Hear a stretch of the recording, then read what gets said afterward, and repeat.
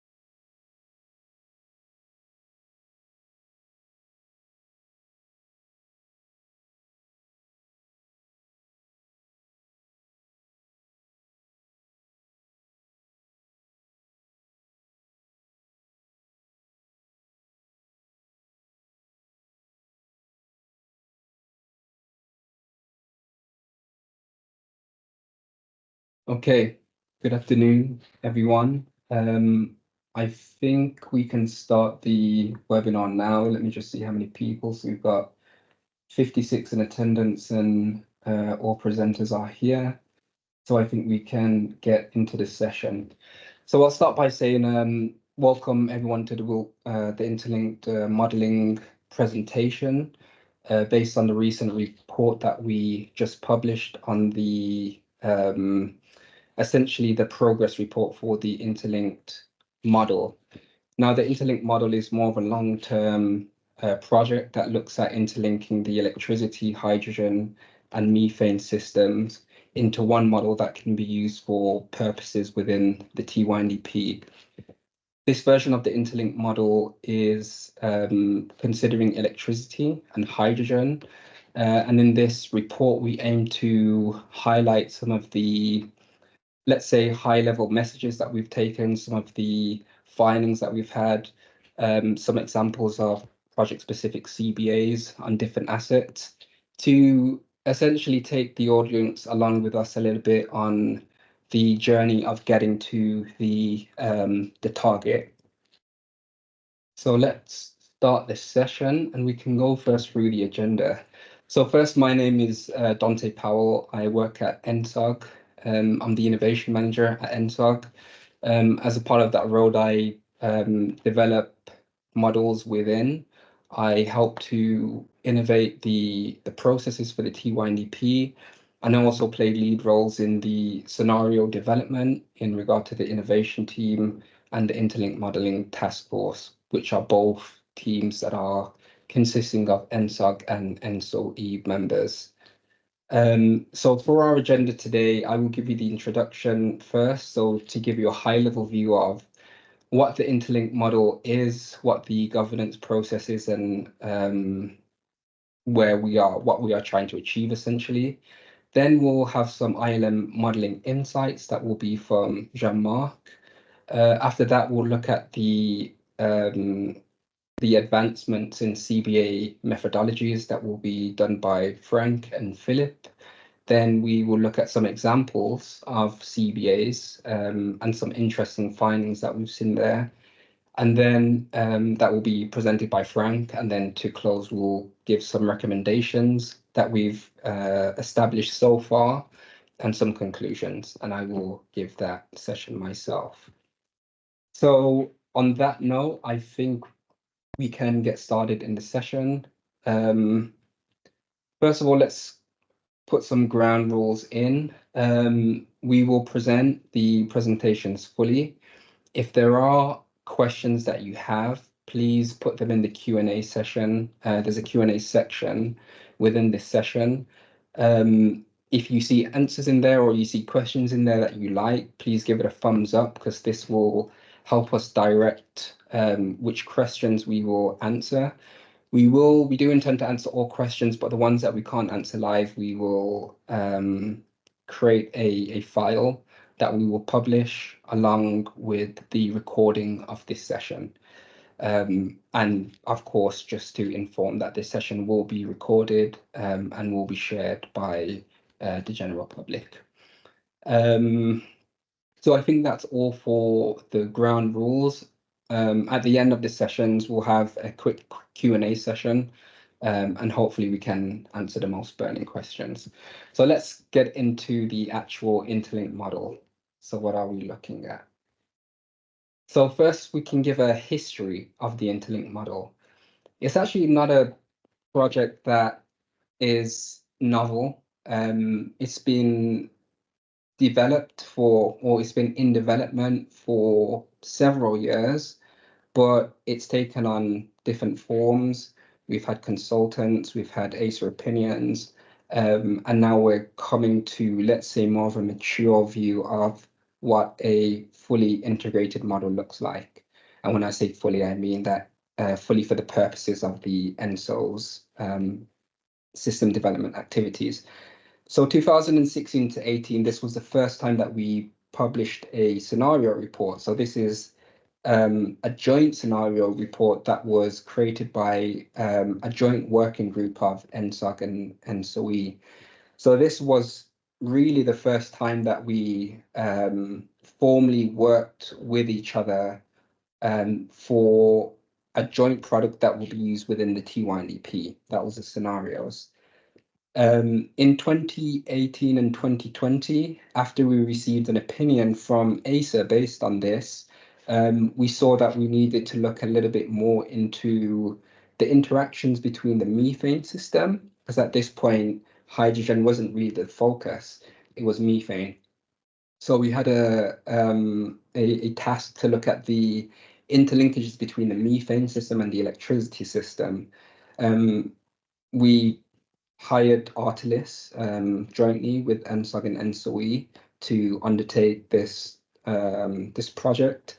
And then we had a list of indicators that we could use to essentially determine what KPIs would push a project to be assessed on the electricity TYNDP single assessment, the gas TYNDP single assessment, or would need a joint assessment because the asset affects both sectors significantly.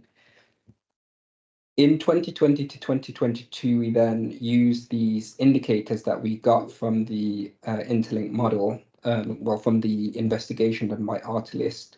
We did a screening and we did some dual assessments. Again, this was using it was using the methane and the electricity system, but it also wasn't using an integrated model. This was using two different models that would pass information to each other. For example, you could say, let's run the systems, electricity and the methane systems. You could see what bottlenecks or what curtailment, what gas curtailment was in the gas system. You could pass that information into the electricity model and see if there's other supply sources that you could use in order to reduce that constraint on the gas system and potentially reduce the curtailment rates. So again, still methane and electricity. In between 2020 onwards, between 2020 and 2022, this is where we started seeing the seeds of the hydrogen network being developed. We started developing hydrogen into the processes within the scenario building, but this was all hydrogen outside the market. So very premature, and these things were working alongside each other. By 2022, the scenarios that were built in 2020 had sufficient information that we could start modeling an interlink model, because we already started doing this within the scenario process. But the scenario process and the T1DP processes are different. One is to assess infrastructure. The other is to create various energy landscapes in order to assess the boundaries of the system and whether these projects are, well, basically, they benefit European citizens in a wide range of scenarios. So when you move the models from scenario, which is an expansion model, to the T1DP, you need to look at different parameters. You need to look at different indicators, and it needs to go through a different development. So that's what this interlink model is. So that looks at the development from the scenarios where you had the interlink modeling involved into how that would translate into the T1DP. This is what we're presenting. Onwards, 2024 to 2026, this is when the final phase of the interlink model will be performed.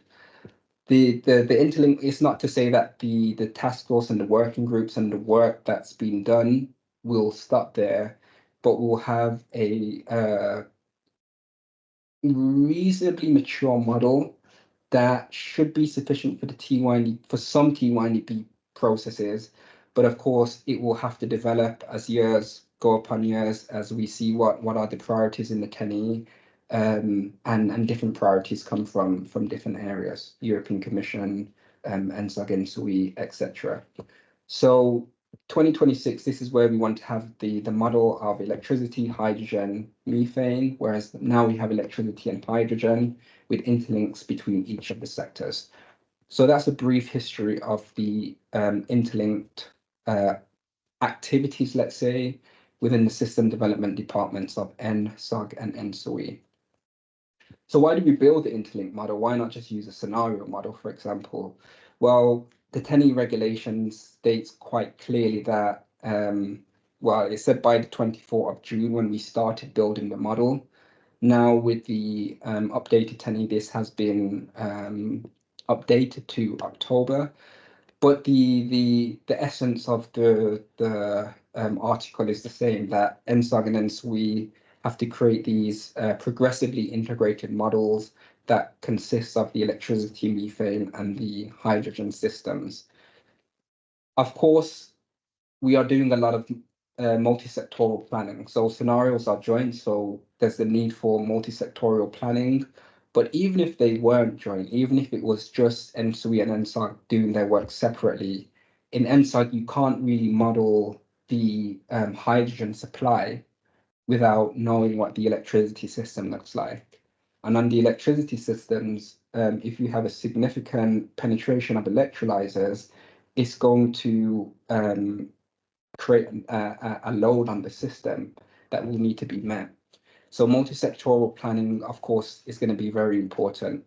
And then from methane to hydrogen, you look at things like refurbishment of pipelines, and also in the 10E, one of the articles was looking at the decommissioning of methane pipelines. So we need this multi-sectoral planning to look at conversions, decommissioning, and effects, cross-sectoral effects. And then offshore energy hubs. So We know that there's targets from the European Commission for offshore development. I believe it's 300 gigawatts by 2050. And these offshore energy hubs will likely be used for electricity and hydrogen productions. At what magnitude is difficult to say at the moment, but we know that this will be a parallel network that will integrate into both systems, and the market dynamics for the offshore hubs will have their own structure.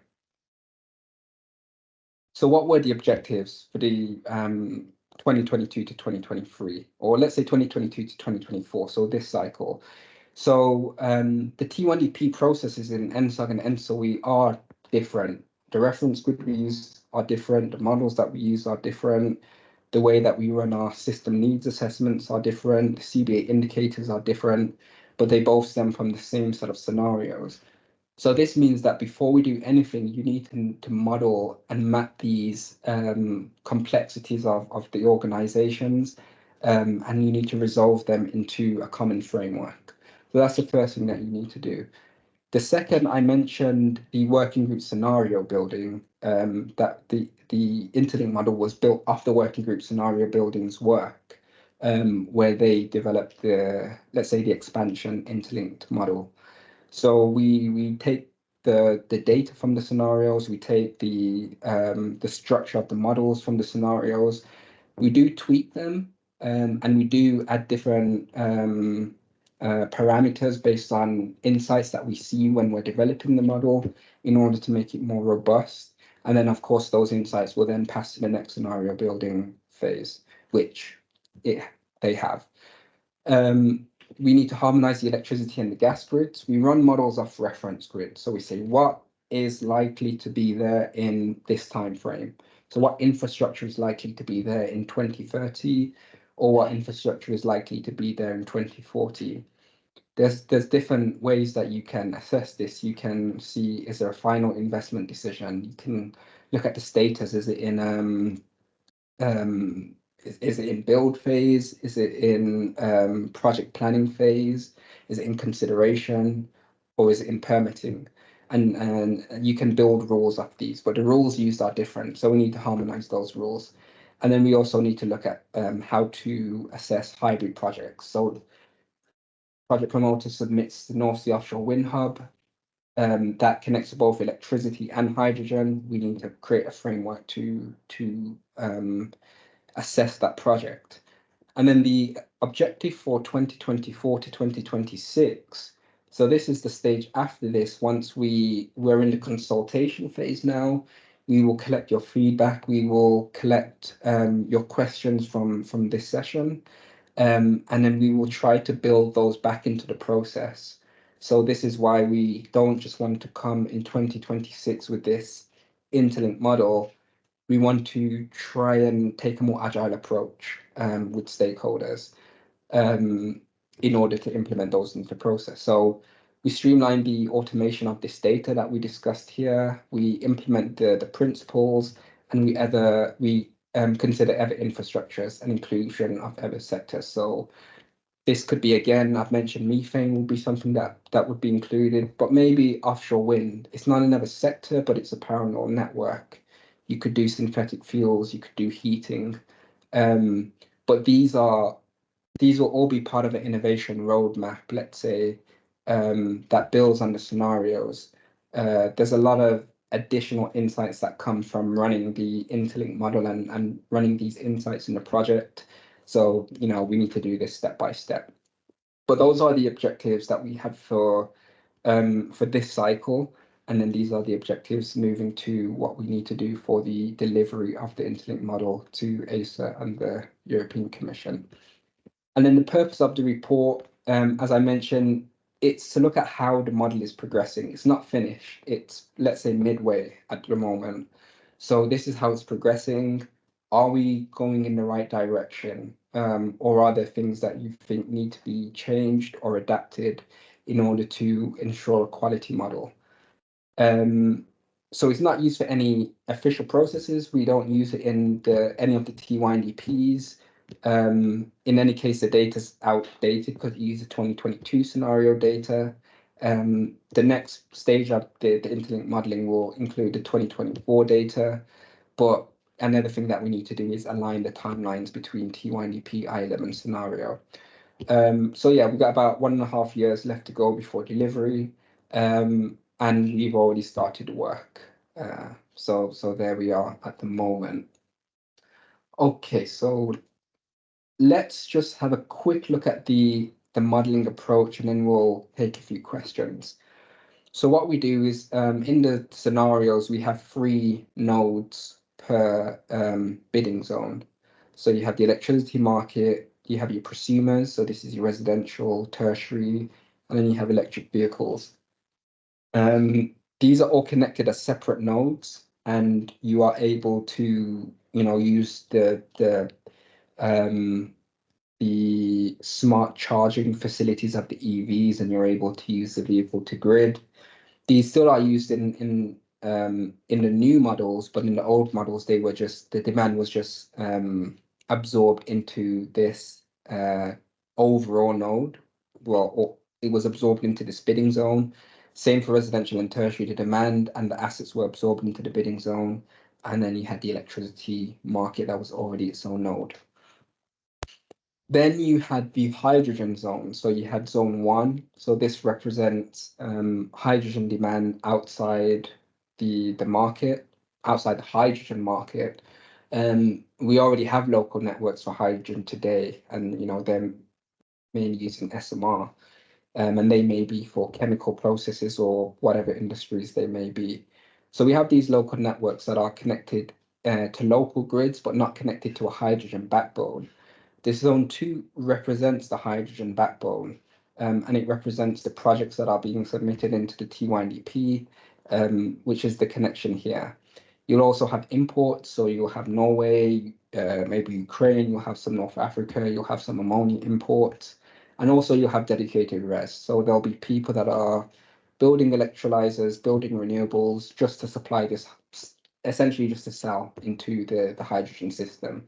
So they're production facilities, similar to as you would have generators within the electricity system. So the power to gas connects the electricity and the hydrogen system. So electricity in, power to gas out.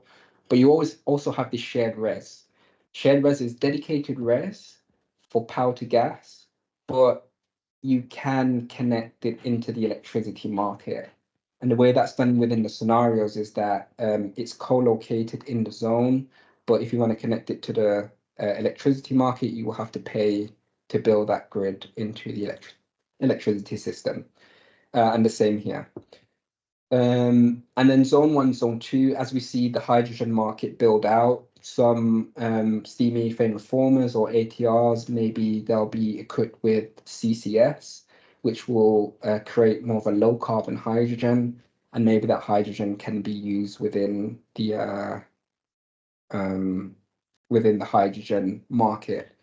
This is in the 2024 scenarios. We've adapted this and we've improved it, but this is the way the approach that we took for the interlink model. So that is the introduction that kind of lays the groundwork for where we are, what we're trying to do, and the kind of topology and structure of the model. I think from here let's have a look at some of the Q&As. So Axel, I don't know if there's any questions that we received, but yeah, feel free to take me through them. We already have 2 questions. Okay. From Isabelle Alcalde. Is a flexible operation of electrolyzers taken into account in the modeling? It depends what you mean by flexible operation. In terms of it's all based on market signals. So there's no demand for electrolyzers. There's only a demand for hydrogen. And that demand for hydrogen can be met by whatever supply source is cheaper. So it works kind of on a merit order approach, where you have green hydrogen will of course be the cheapest, because the model works on marginal prices. So the cost of production of wind is 0. then we'll have to go through the electrolyzers. There's going to be some V&M costs, but variable operation and maintenance, but it will be cheap. And then you'll have maybe hydrogen that comes from nuclear. Then maybe you'll have blue SMR, then grey SMR, then imports. But the interlinkage within the system looks at the dynamics of the renewables, and then that's how it's loaded. There's a second way that you could measure the flexibility of electrolyzers, which is running things like balancing markets or intraday markets, where you can keep some of the capacity and then use it for upwards or downwards regulation if the market signals and the economic cases are correct. So for the intraday markets, we don't run anything like this within the within our processes. In fact, within the system development activities, we in general don't run intraday markets. But for the day ahead, we do allow the electrolyzers load to follow renewables or nuclear supply where available. If it goes past that, then the electrolyzers shut off so it doesn't operate with CO2 producing plants. Hopefully that answered the question. Let's go on to the next. Yeah, another from Bram Claes. Why are offshore wind projects, especially hybrid electricity and hydrogen? Isn't any electricity generation resource potentially hybrid? So when we were running the interlink model, there was no offshore development network within the scenarios. So in the interlink model, we don't add any assets into the energy landscape. So we don't add any renewables, we don't add any we don't increase any capacities. So we only have what's available within the TYNDP. Now, within the 2022 TYNDP, the offshore network wasn't modeled. We had offshore plants, but we didn't have like what we have now within the new scenarios where you have offshore hubs with lines, electricity and hydrogen lines connecting mainland. And you can use and the hubs are connected, and you can use this as kind of a parallel network going around Europe and supplying hydrogen and electricity in. So we didn't have that when we were developing the 2022 model. Now with the 2024 model, it's something that that is possible, but of course with this we need to look at the prioritization of what needs to be developed. So the regulation specifically mentions that methane needs to be in there, so that will be the next thing that will be modeled. But offshore will be then the next after that. And I think it probably will be possible to have some sort of offshore in the next model. But that's not a promise, that's just saying that methane is the priority, and if we have some time available before we submit it to ACE and the Commission, we'll add offshore. If not, it can still be added potentially after, because as I say, interlink models are going to be required, especially now we have NO, ENTSO-E, ENTSO-E, and we'll need to model in a joint framework. So I think, it's kind of going to be a product that will go forward. So there'll be time for these innovations. Okay, let's continue. What time is it? Okay, we'll take well, let's see how long the questions are. We have other question. Do you want? Yeah, go ahead. Elisabeth Cremona. I'm sorry, but I still haven't understood the distinct purpose of the ELM. Is it for CBAs as opposed to scenario development? And if so, how have CBAs been conducted before this model? Okay, that's a good question. So I'll answer this model and then I'll move on, and then I'll try and answer the other ones in the chat. So the purpose of the scenarios are to build capacity, to build energy landscape. So historically we've said one scenario will be a kind of distributed, more prosumer focused scenario. and another one will be more of a global cooperation with more imports and things like this. And then you'll have a scenario that comes from the TSOs. The framework of that can change. So you could have a an economic basis, for example. GDP is one that's in the most recent guidelines. So you build your assets based on this. So how much renewables will be there, how much storage is going to be, how much electrolyzers, how much what's the prices of your commodities, what's the prices of your imports. All of these stuff are established in the scenarios. And then in the TYNDP, then you take the latest reference grid, you run it, and then you add projects and you take projects out. You add projects in, take projects out. And then you see what's the difference in system cost, CO2 emissions, curtailment with the projects in and projects out. The models that are used to run the TYNDP are different to the models that are run to use run for the scenarios are different to the TYNDP. Scenario models are expansion, it builds capacity. The TYNDP models are dispatch. So it says this is available, how do we use our assets, and what's the value of a project in and out. The interlink model, and then there's something in the middle, which is system needs identification, which is another model, depending on if it's in ENTSO or ENTSO-E, but we won't go into that. But the interlink model at the moment in its development will be a model that can run, that will be a dispatch model. So it will be used to run the CBA process rather than to build the energy landscape from the scenario models. And then if we want to do things like system needs assessment, that will be another model that will have to be developed. So that's the kind of difference. You've got scenarios, they pass data into TYNDP models, and then run CBA on the TYNDP models. Okay, all right, let's close that session there. Next, we have the interlink model insight. So from here, I will hand over to Jean-Marc. Jean-Marc, would you like me to continue presenting, or do you want to present? Oh, you're on mute, by the way. Oh, sorry. Yes, you can go and present the slides. Yes, I don't have so many slides to present, so it's okay. And just give an introduction to yourself, please, Jean-Marc. Yes, sure. Good afternoon. So I am Jean-Marc Jana. I'm been working at RT for 4 years now. Yeah, I am an expert of adequacy and investment models.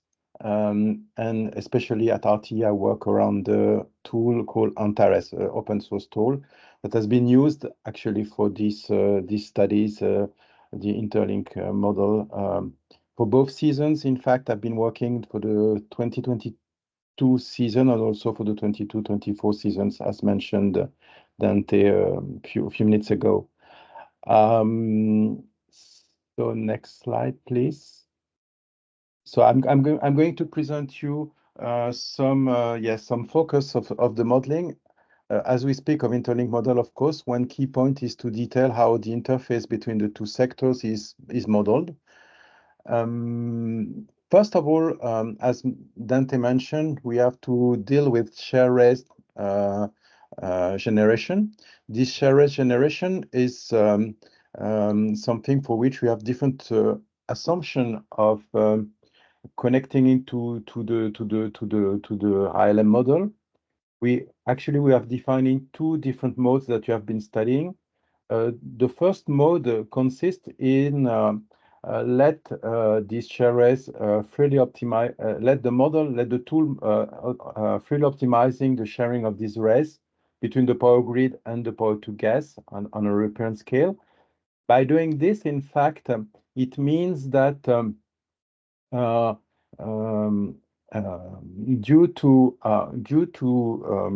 the prices we have, the marginal prices we have in the different nodes, mostly this share raise will preferentially used to reduce emissions on the power system. I would say first of all to replace some thermal generation that you have on the power system. And afterwards, if there are remaining renewable generation, this generation will be used to produce hydrogen through the electrolyzers. So that's what the mode 1 tends to do. It's a bit different than having the res generation in the power node, because there are some constraints in terms of flow between the share res and the electricity market. And sometimes it means that, in fact, part of this generation, even though if there are some thermal plants that are running on the electricity market, this share res can also flows to the power to gas nodes because the link between the share res and the electricity market is saturated. But however, this mode is not very far from just yes, considering that the share res is a bit like if they were in the power system. For the mode 2, it's quite different. It corresponds to situation for which we considered that, first of all, the share res should be used to produce hydrogen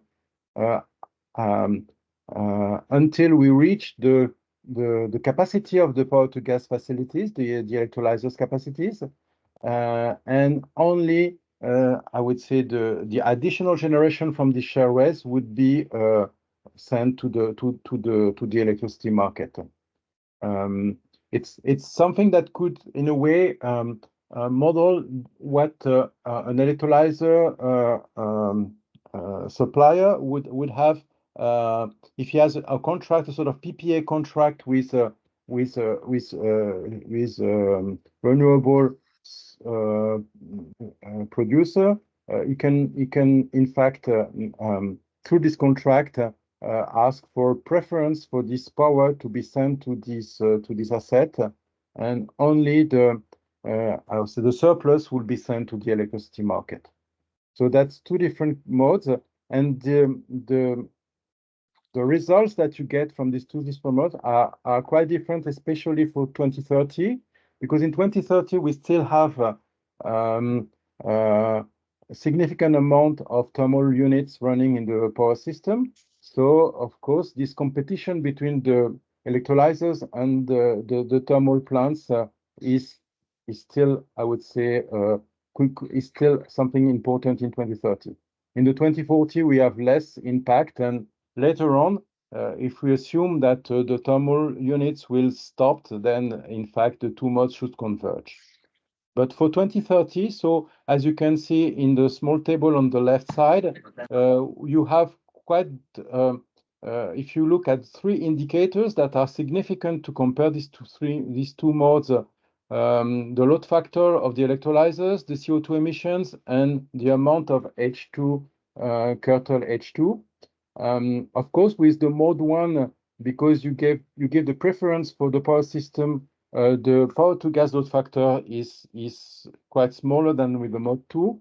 But on the other hand, you have less emissions. You have more emission with mode 2 than with mode 1, because in fact, when you do the mode 2, you have some renewable from your share res that would be, I would say, would be more efficient to reduce emissions, to be, I would say, to be used to reduce thermal plant generation instead of transforming that into hydrogen.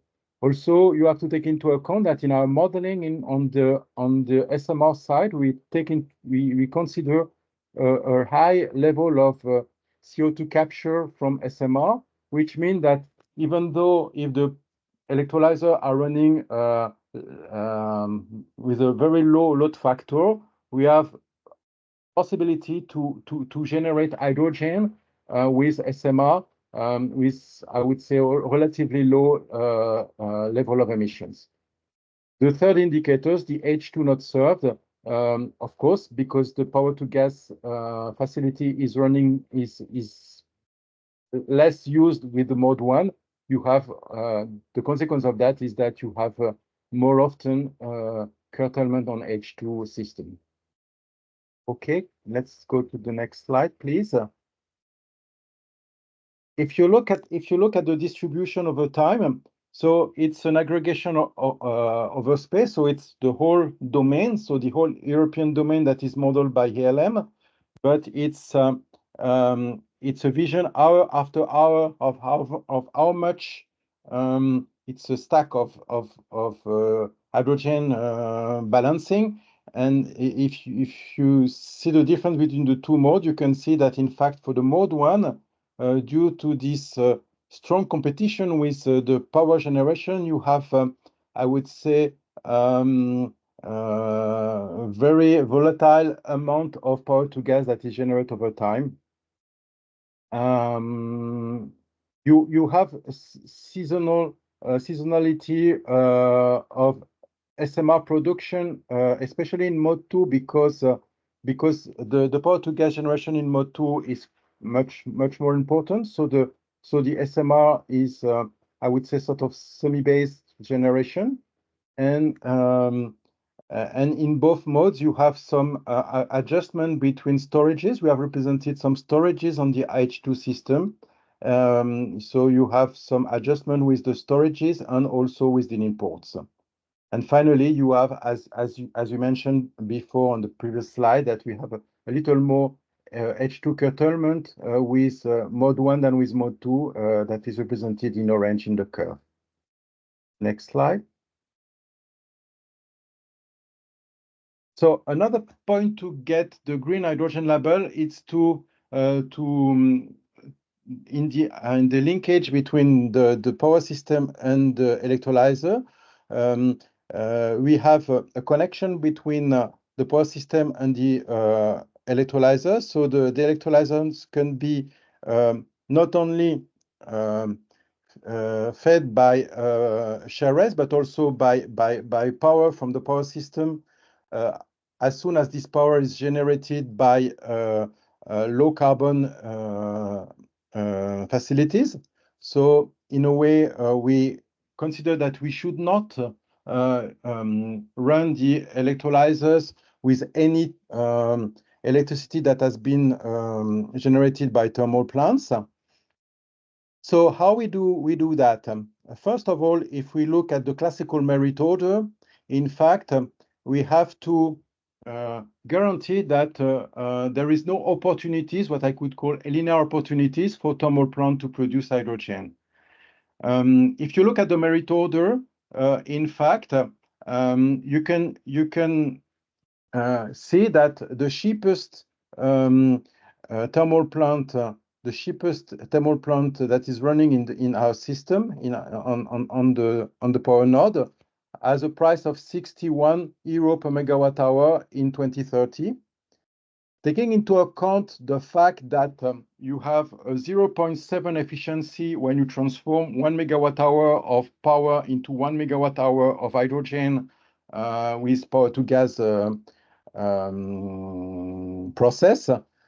In fact, this 61 euro per megawatt hour means 87 euro per megawatt hour of cost to generate H2 with such asset. So in order to avoid this asset to participate to the generation of hydrogen, in fact, we fix the cap price for H2, and the way to fix the cap price for H2 is just to give a curtailment price for H2 a little lower than this price of 87, and in fact, we fix it to 80. And by doing this, in fact, it means that any times it means that in your hydrogen nodes, you will never get prices upper than 80 euros per megawatt hour, which means that there is no benefit for any power to gas facility to generate hydrogen if the cost of generation is upper than this 80 euro per megawatt hour value, which means that never any power to gas facility will use any thermal plant generation to produce hydrogen. So that's the way we guarantee that we never use these thermal units to produce hydrogen. This price can be increased in 2040 because in our modeling, in fact, the cost to generate power with the cheapest thermal units is increasing in 2040, probably considering that there will be higher penalty for carbon emissions at that time. And so, maybe also considering maybe the price of the fuel at that time. So, but with the same exercise, we fix the curtailed demand price for H2 system at 115 euro per megawatt, which is also a little less than the proportional cost to generate H2 with the cheapest thermal units, thermal plant units. Next slide, please. And finally, so we try to cancel fully, I would say, any opportunity for thermal units to make additional generation to produce hydrogen. What I presented before, as you can see it on the two first slides, the magnitude of emissions we are discussing about was in million tons. We see, for instance, when you compare mode 1 with mode 2, we have a difference of 60 million tons. Now we are looking, I would say, more into quite smaller impacts. And what you are discussing about in this last slide of insights, of model insights, it's some effects that generate emissions of about 1,000 tons. So it's quite, I would say, a smaller effect. However, we looked at this to see how we can fully guarantee that there will never that any power to gas units will never increase thermal plant generation and consequently emissions in the system, in the model. So the problem we have with thermal plants is that they have some non-linearities. They have, when you model such units, you have to take into account at least 3 specific non-linearities. First of all, is you have startup costs. So it means that these units, you pay an additional cost when you start them. You have a minimum stable power. So it means that these units can either be shut down, or if you start the unit, you must run it at this minimum power level. And the third nonlinear characteristic that we have for such plants is that they have a minimal duration, which means that you cannot turn them on off every hour. You have to keep them on or to keep them off for a certain amount of hours. And the consequence of these non-linearities leads to the fact that, in fact, from 2 different options, for instance, the one that are drawing on the screen on the left side, the cost can be very, very close. So the trade-off from one unit commitment to the next can be very tiny. You can shift from one option to the second option with very easily if you have an opportunity to get a revenue just by increasing your generation when you take into account, for instance, option 1. Because with option 1, you keep the plant on between T1 and T2, and if you have the opportunity to sell the power you generate from these 2 instances, even though if it doesn't cover your proportional cost, but because you won't have to start up again your plants at T2, it could be valuable for you to move from option 2 to option 1, even though you get a little revenue from your generation, from your thermal generation, from the thermal power generation. So the consequence of that is that it's not easy to guarantee that you never have opportunity for thermal plants to produce hydrogen, and the way we found the way we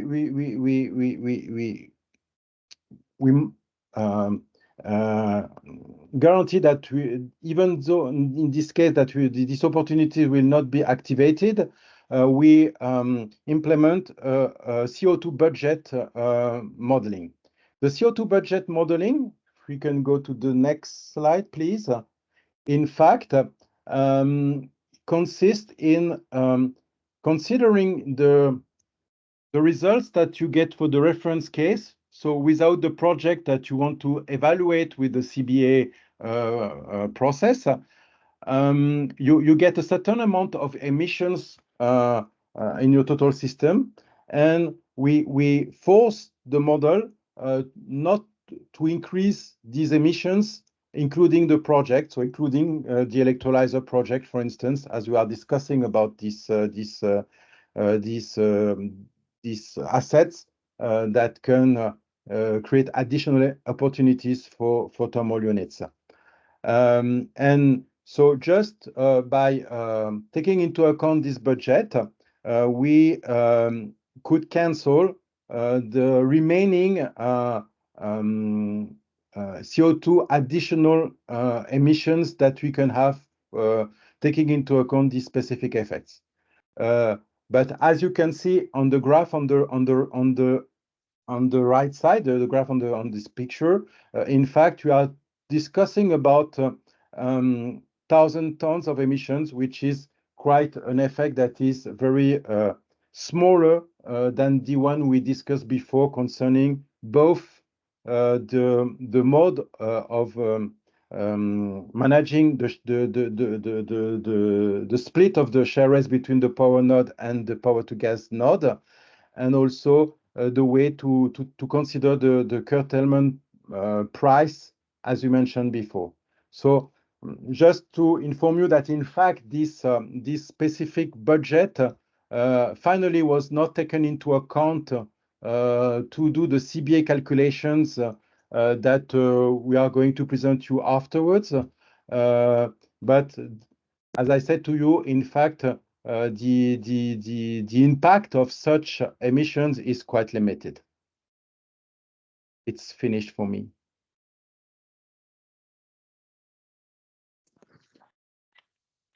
Okay, so we have some questions.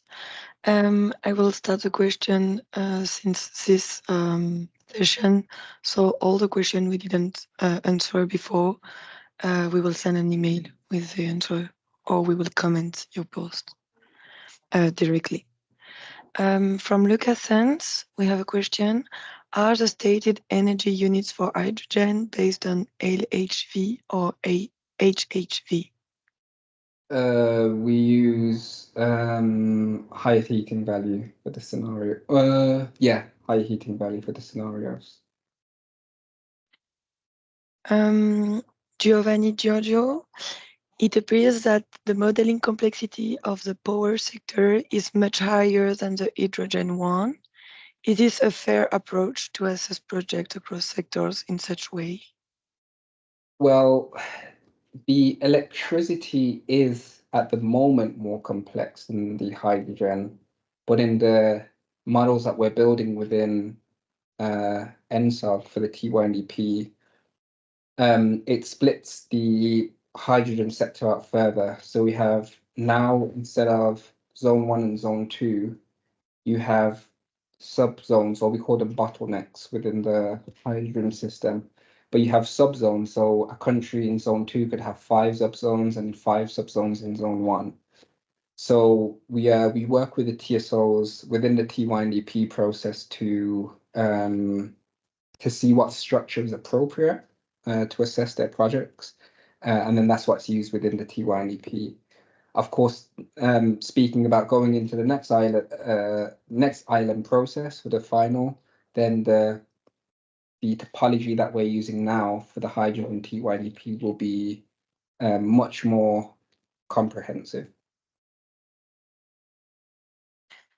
From Ilicito Antonio, why is it assumed a permanent H2 curtailment instead of increasing H2 storage or H2 production?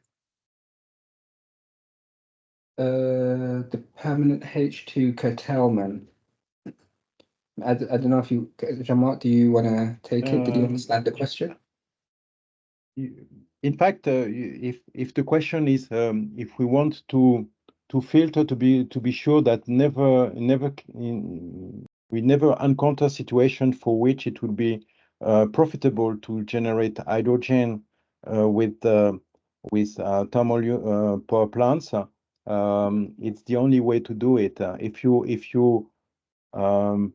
Even though if you increase for instance, storages on the H2 system, it will not guarantee you that at some hours it can be the marginal price that you can get in your H2 node could be higher than the cost that you have to generate hydrogen with thermal with power coming from thermal plants. So it's the only way to guarantee that you never have a price in any H2 node that makes this profitable. Yeah. And so looking at the question, also that's the T1DP essentially what you're describing here. So why is H2 permanent curtailment instead of increasing H2 storage or production? Well, storage would be a project, and production would be, well, we don't really do electrolyzer projects, but that would be part of the European Commission's PCI for electrolyzers. What we take is the T1, the scenario numbers, but we can't, as I mentioned, the scenarios are expansion models, so you can increase the H2 storage and production, but the ILM models are dispatch models where you can't do that. You have what you have, and you need to, if it's not enough, then you get curtailment, and then you see how projects reduce that. But yeah, so that's why we can't, at least in the scenario process, it's still possible to tweak, but when it gets to the ILM or the TYNEP, then there's no tweaks available or possible anymore. Okay, we can carry on next. We have time for more questions. Yep, we got some more time. Ricardo Pereira, could you please explain how was the H2 hourly demand defined? So H2 hourly demand, way that we did this is that you have all of the assumptions that come from the scenario. And I'm just thinking of how deep I go here. But we use these models within the scenarios essentially, and all of the TSOs, they put their views into what they think the development will be. And then we do it by sector. So industry is broken down by steel and cement and whatever it may be, chemicals, paper. You have residential, tertiary. If it's residential and tertiary, then hydrogen is going to be used for heating. Then you have transport, and then transport is then also split down into aviation, heavy duty. These are typically what transport's used for in Europe. So you have all of these different profiles, and we know what the annual figures are. So that's the input. There's two ways you can create demand time series. You can, one, project it out based on historical data, regression analysis, all of this kind of things. There's no historical data for hydrogen. So the other way that you can do it is use the patterns from the industry that you're using. So if you're using it for heating, then we know what a profile looks like for heating demand from the methane system. If it's for steel making, for example, or industry, then you look at you have to kind of look at what it's replacing. So you know, is it replacing kind of a thermal process? Is it replacing a non-energetic process? And then these will determine what profiles they take. Same for aviation. You can look at historical kerosene profiles from the Eurostat database, and you can see what the kerosene profiles look like.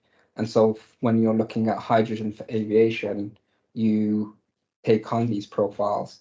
And even if the hydrogen for aviation is through synthetic fuels, the production profile is still the same. You then have to rely on your storage to balance things and make sure that you have enough of your peaks within the summer. So yeah, we take a sectoral approach and decompose the sectors and the profiles from the sectors, and that's how we create the hydrogen profiles. From Emmanuel Bu, slide 11 in Mon 1, the power to gas capacity factor is quite low, 22%, and may probably not reach any expected economic viability for investors. How do you consider this aspect? That's why, in fact, we consider the two modes because, yes, if you want to give an incentive to develop electrolyzers quickly, taking into account that you still have many thermal plants in your power system, you should first of all accept that the business model that should be implemented is the mode 2, and then you can double the load factor. Indeed. And on top of that, I would say there's a lot of market assumptions that need to be made for how hydrogen will be supplied. So will it be that we take a price where we just basically say no CO2? So we basically determine the electrons in the system based on the price, or where the electrons come from based on the price. Of course, that's not fully accurate. You're going to have must runs in the system. You're going to have, yeah, it's complicated. But will there be a certificate of origins thing in place where, yeah, they just use the electricity, but say that we bought the green? Or will there be kind of like virtual and physical PPAs and things like this? So there's a lot of market assumptions that you can consider. So again,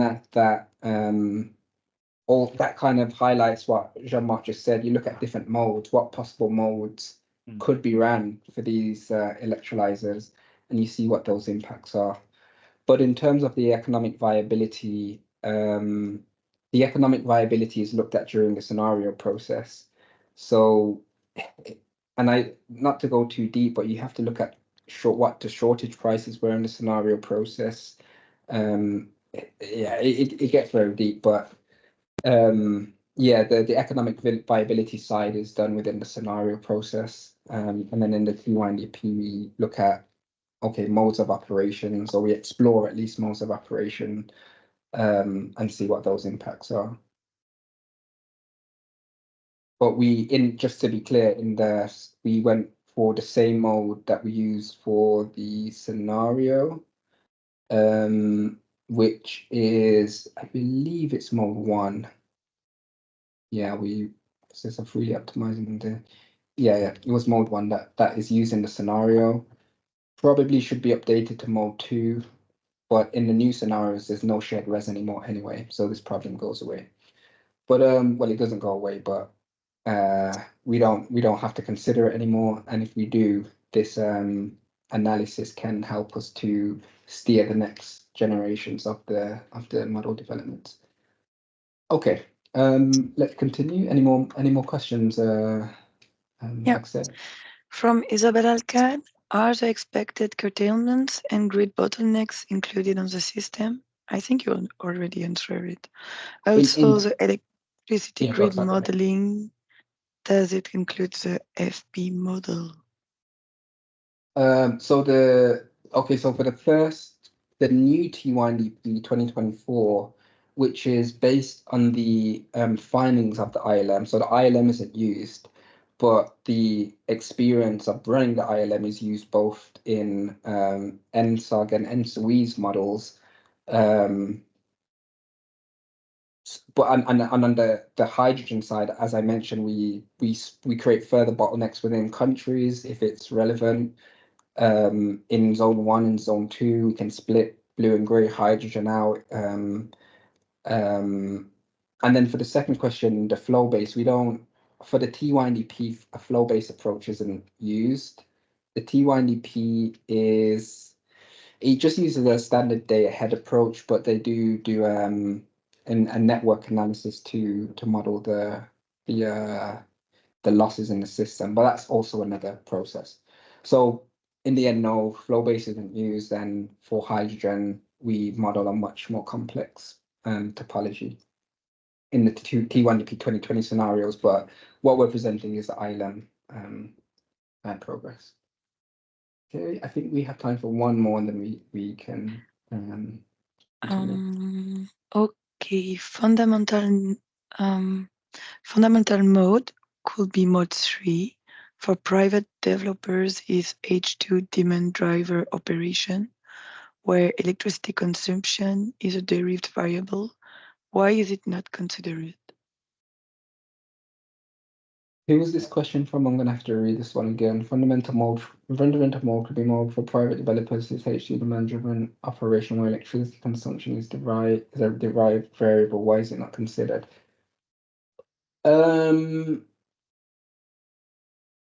For private developer, H2, I mean, it is H2 demand driven. I mean, if there's no demand in the system, then the electrolyzers will operate based on the future demand needs. So they will operate and then fill storages instead. And the electricity consumption, so in the model we have, you can extract two types of load. One is called a native load.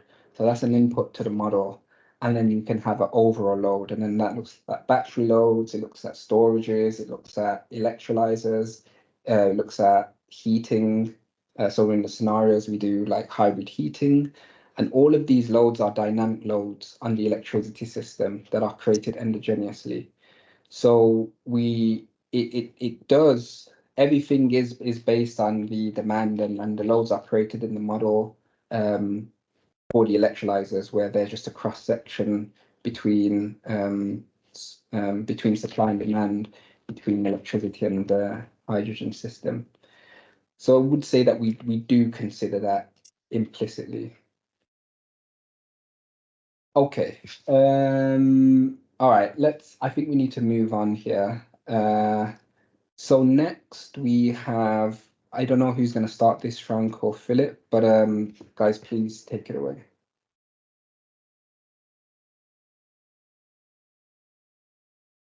Yes, thank you, Dante. I will take it first, and then will be followed by Philip. So I'm Frank Diawagom. I work at ENTSO-E in the system development section, more specifically in the long-term planning.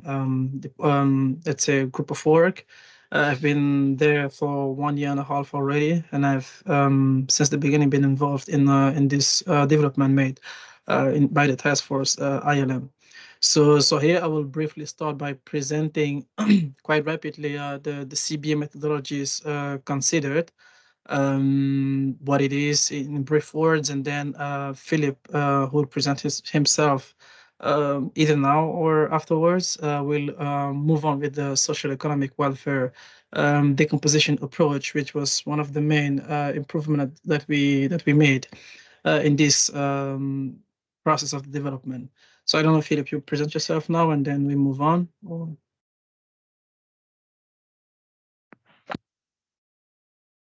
Yes, I can also introduce myself very briefly. So my name is Philipp Fortenbacher, and I've been working with Amprion since 5 years now. And Amprion is TSO, one of the 4 German TSOs, actually. So, and my background is energy modeling expert, and yeah, my contribution here is then also to the social welfare decomposition. And I'm also very active in ENTSO-E, so I'm very active in working in several working groups on ENTSO-E side. Okay, so then I give you the control. All right, thanks a lot, Philip. So yes, in terms of CBA process overview, so I will try to be short here, because I think most of the information were already presented before, either by Dante or complemented by Jean-Marc. But in general, we start, of course, for this ILM model building from the scenario model, basically obtained from the joint scenario development process done already by ENTSO-E and ENTSO-G, from which we'll then try to aggregate, let's say not put together actually, the electricity reference grid defined by some criteria on which I will not try to extend too much on today, and also from the hydrogen reference grid that Dante also mentioned before, consisting of several infrastructure level, from which a relevant one was considered here in the ILM modeling. So from this model, we have what I would call a baseline or a reference model, from which we can therefore perform cost benefits assessment on infrastructure projects across Europe, across sectors. And typically here, as we usually do, either ENTSO-E and ENTSO-G, would be to either put in a project which is not in the reference grid to assess its impact to the European system, not only limited to the European Union, but also some other areas around Europe and outside. And either, yes, we put in these projects which are not yet in the reference grid, or we take them out from the reference grid to see really what impact they have to the assessed area, which can then also be clustered at the EU 27 area, for instance, which is something that we'll be showing afterwards. And we assess the impacts in terms of sustainability, market integration, security of supply. These are the kind of things that we often look into when making CBA assessment. And therefore, in this context here, so the CBA indicators that we considered here in this ILM, in this process of the ILM so far, nothing really new compared to the previous. I mean, to what we already know from ENTSO-E and ENTSO-G side, but mainly some improvement then to take into account these interlinkages between the sectors. And here I'm looking more into the social economic welfare that Philip will speak about afterwards, but also other steps such as market integration, such as res integration, sorry, which is of course, let's say, let's say, augmented, basically, of course, due to the also increased market opportunities by interlinking these sectors. And therefore, here's a listing of, let's say, the few indicators that we considered here in the assessment and the ones on which we worked on. So make some first project-specific assessment. So first of all, the societal benefit due to greenhouse gases, CO2 emissions variations, basically, the social economic welfare, the electricity res integration, and the low carbon hydrogen integration, together with the reduction also of curtailed hydrogen demand. So as you see here on the, let's say, the right-hand side of this small table, we define here some specificities of the indicators. These are just, let's say, our definition from our side, but we have some indicators here that we call common indicators, and some other ones that we call sector-specific indicators.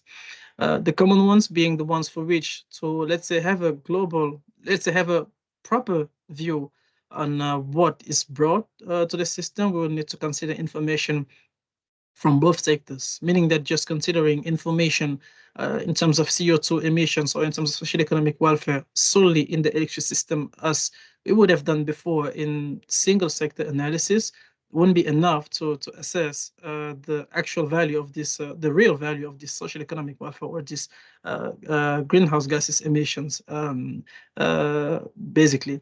And therefore, we'll also as will be presented in the recommendation by Dante, we come up with a recommendation on this aspect. So sometimes it can make sense to split benefits across sectors, but for indicators such as the social economic welfare, it's highly recommended to move forward, for instance, with a more global view rather than a sector-specific view to avoid losing information and making the right signals. And so if I move on then to the next slide here. So I'll present here the CO2 emission indicators, how we compute it. What is it?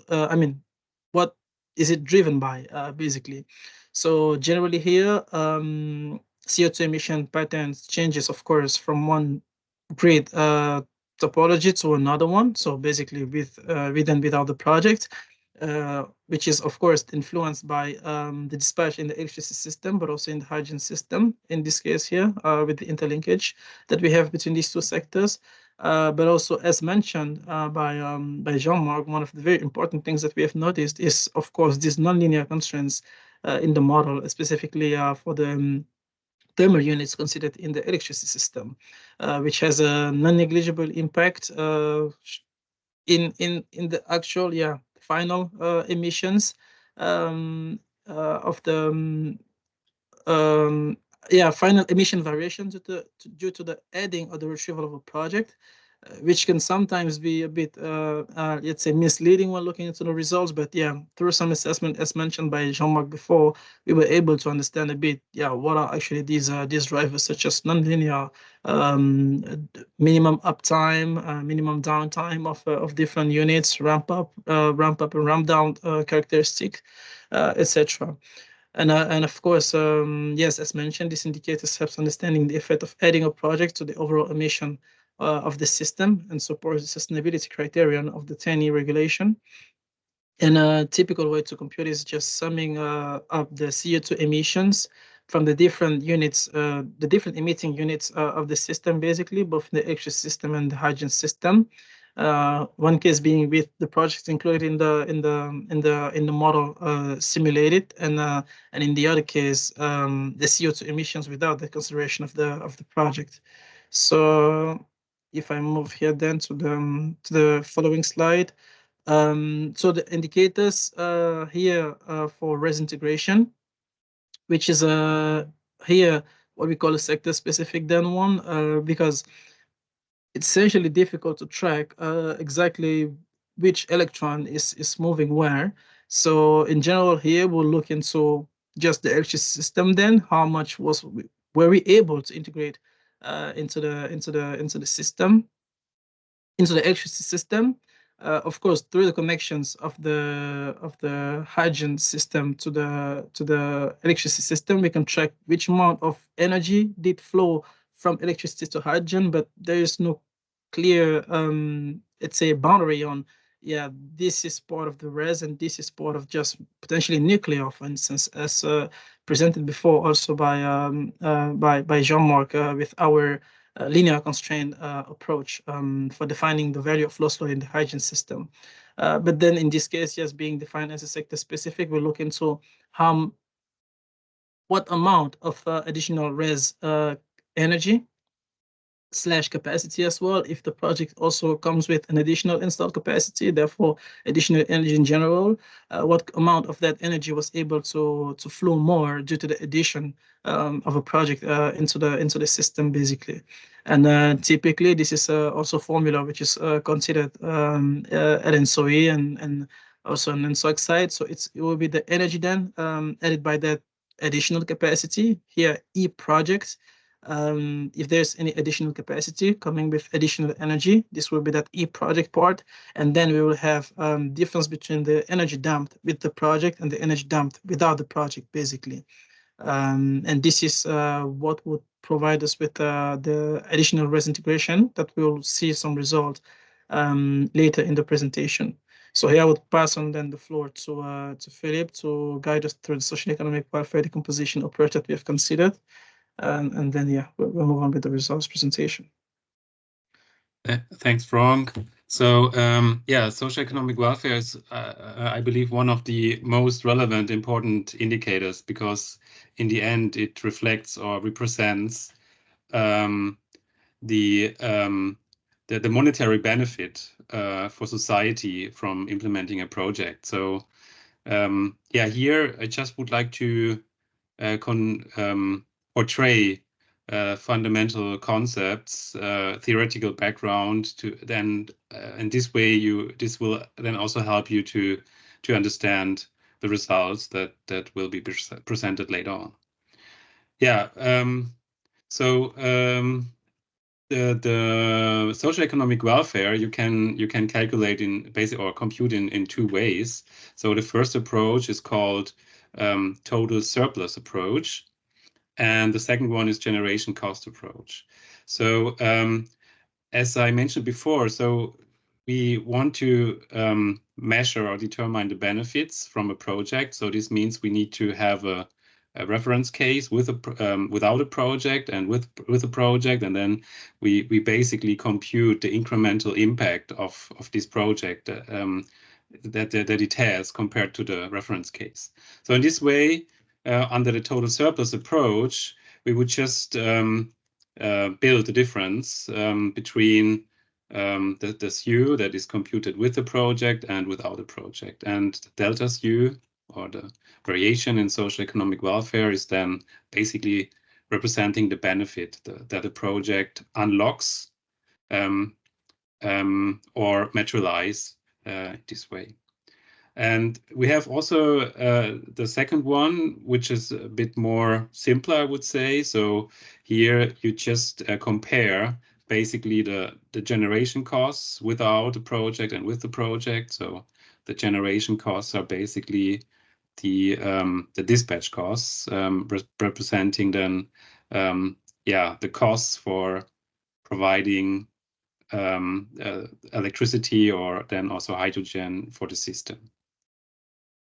Okay, we do this in a multi-sectoral fashion. So this means we have to do that for two sectors. And so in essence, it's really important to, or it's very nice to have a feature of an interlinked model, because the interlinked model already captures intrinsically the electricity and the hydrogen sector.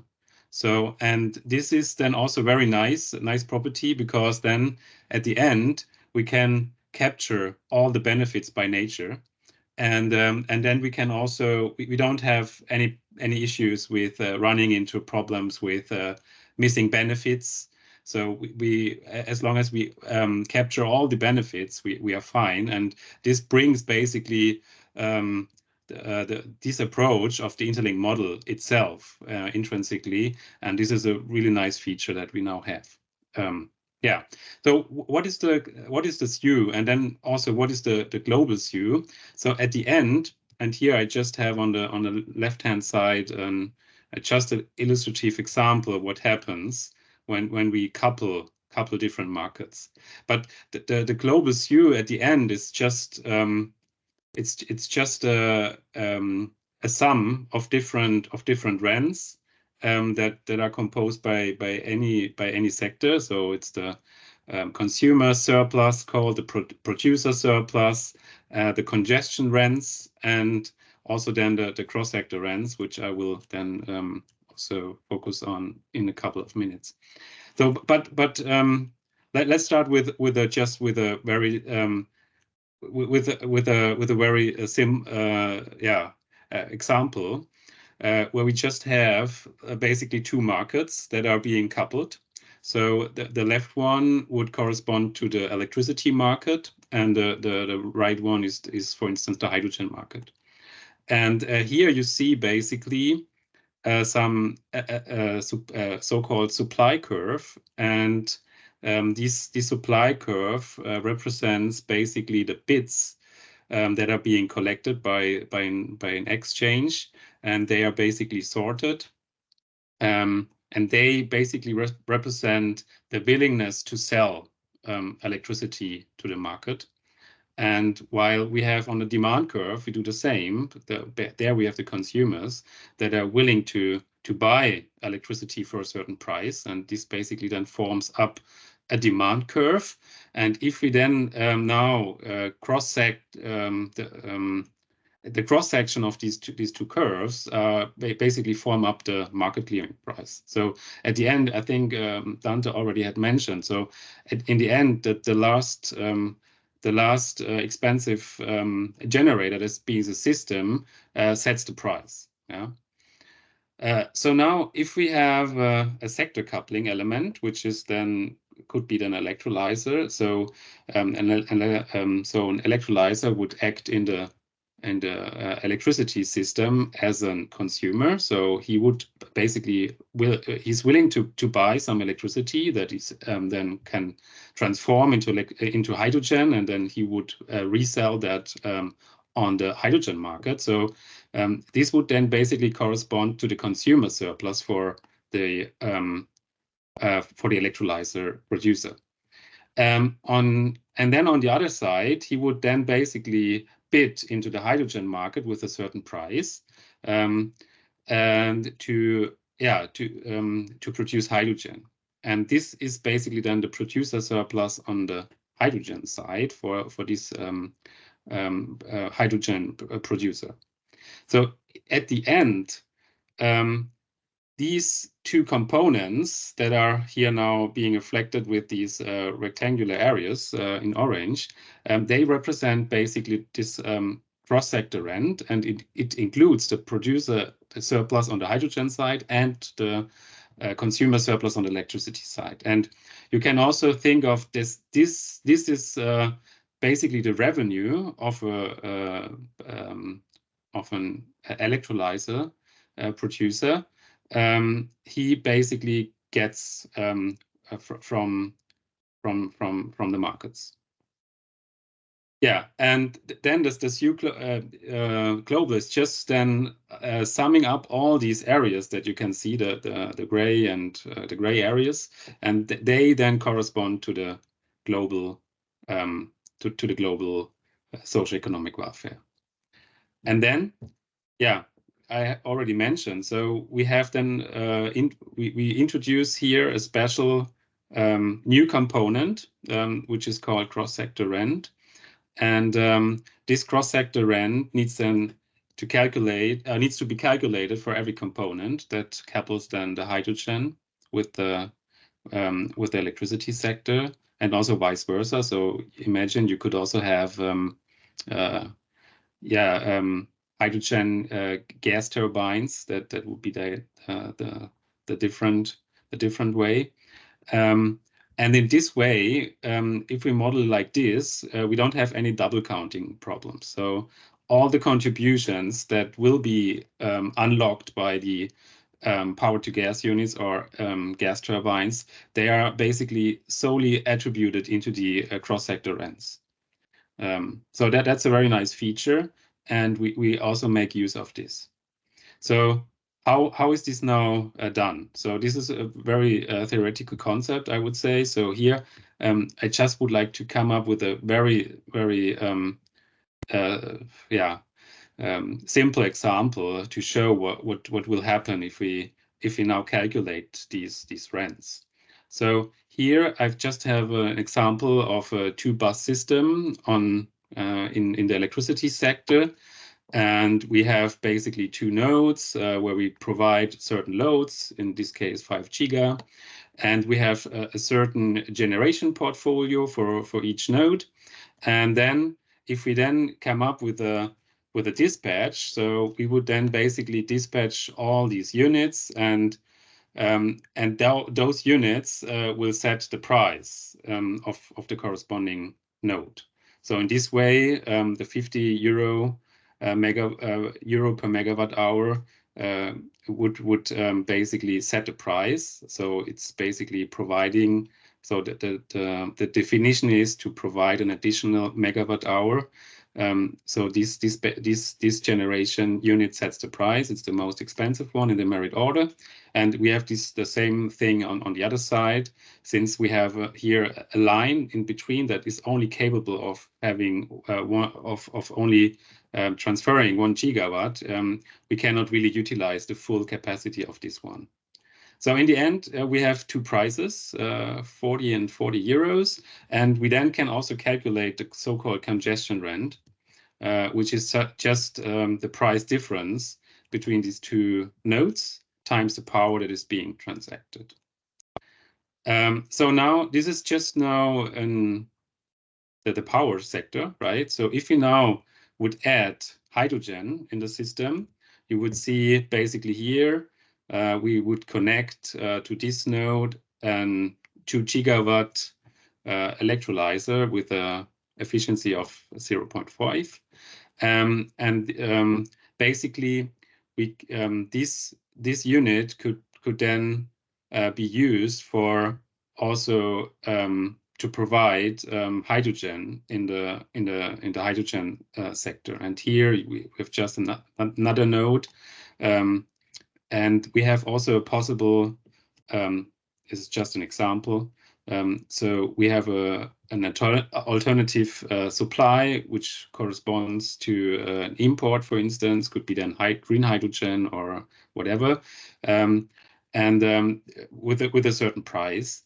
And here you see basically that this electrolyzer is fully dispatched and is providing 1 gigawatt. And the remaining part will then come from the import. And this import would then set the price on the hydrogen side. So in essence, we have basically the same case as we had in the power sector. So now, but here we couple it by location, right, by areas, and here we couple it by sectors. But we can apply the same concept. So here, the so-called cross-sector rent is then just made up by the price difference times the power, and here we also need to include the efficiency. But in principle, it's just the price difference times the power that is being transferred from one sector to the other makes the cross-sector rent. And this is just by coincidence that these 10,000 euros are the same values. Could be in our simulations would be quite different. Yeah, these are basically now an example showing how to calculate cross-sector rents and how they correlate with the congestion rents. So they are very similar, but they just have the sectorial coupling in it. Okay, here I just want to highlight and maybe also advertise a bit our implementation guidelines from ENTSO-E. So if you want to study a more comprehensive system, here you can find, so just check out implementation guidelines. There is just a very comprehensive example where we basically compute all the rents that I have mentioned before under the total surplus approach by introducing a new project, and then also comparing those approaches in terms of equality. So in the end, both approaches yield the same benefits. So basically, these approaches are equivalent. Yeah, that's from my side. So I think we should now move on with the Q&A session. Okay, so we have one question from Elizabeth Cremona. Are the indicators such as CO2 emissions calculated per project or with group of projects? In the latter, how does this affect the project specific CPA? Yes, thank you, Isabella. Elizabeth, sorry. So it's actually computed per project, at least in the electricity system. I need to check again, maybe for the hydrogen, if Dante can correct me, but I would say at least it's project-wise for electricity projects, and no change compared to this project-specific CBA that you usually know.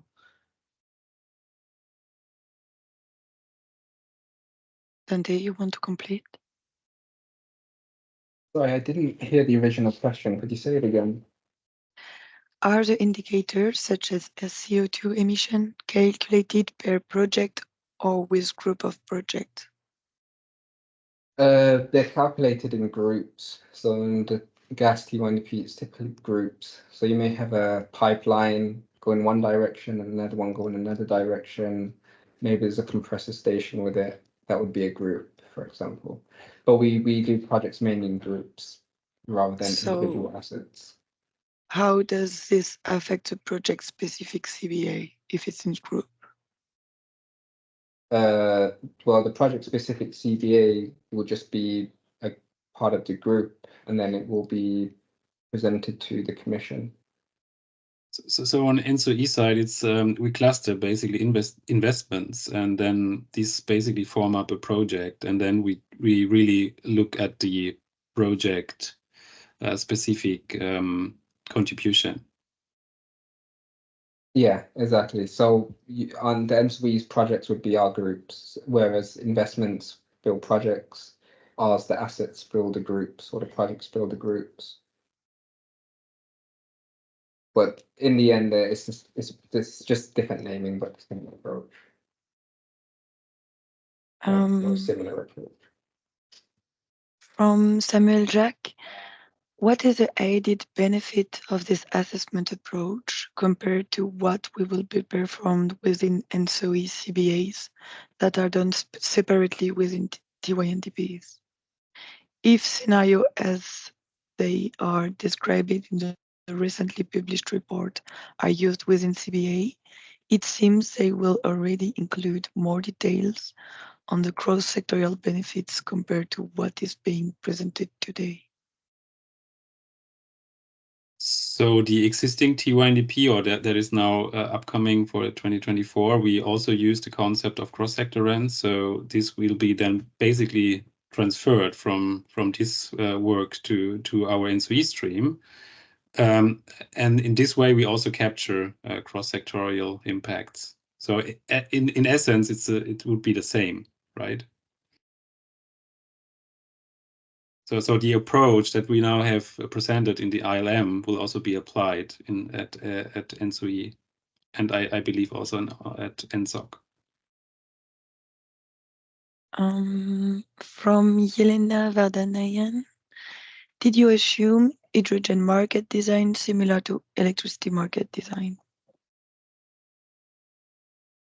Yes, so in the models, the hydrogen market uses a spot price approach. This is probably not going to be the way that it's done, but I don't know what the way it's going to be done. There'll be some mix of, well, the prices, of course, are going to be a mix of different markets, so long-term markets, short-term markets, but a significant amount will come from short-term markets, which will means the prices are indexed on the electricity prices.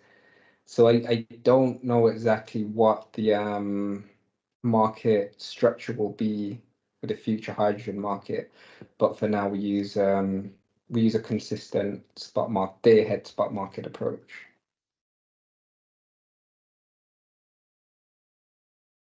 Perfect.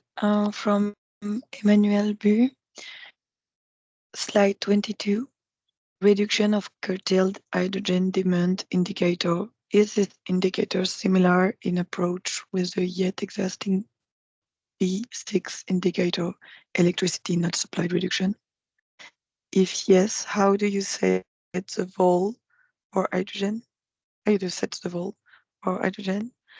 And finally, do you impose a prerequisite adequacy level in the hydrogen system as it is the case for electricity 3 hours per year?